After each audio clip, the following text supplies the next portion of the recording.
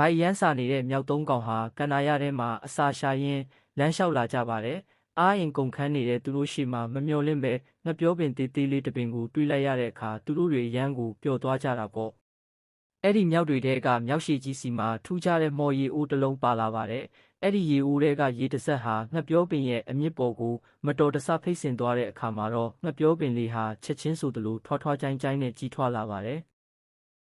ဒါကိုမြင်သွားတဲ့မြောက်တွေဟာအကြံရသွားပြီးဒီထက်ပိုကြီးအောင်လုပ်ရအောင်ဆိုပြီးမော်ရီတွေကိုထပ်လောင်းလိုက်ပါတော့တယ်ခဏချင်းမှာပဲငှက်ပြောသီးတွေအပြုတ်လိုက်ခိုင်လိုက်တီးလာပြီးမြောက်တွေဟာငှက်ပြောသီးခိုင်တွေကိုခိုတွဲရင်းပျော်ရွှင်နေကြပါတယ်ဒါပေမဲ့မတော်တဆမော်ရီအိုးမှောက်သွားပြီးရေတွေအလုံးအမြင့်ထဲစီးဝင်သွားတဲ့အခါမှာတော့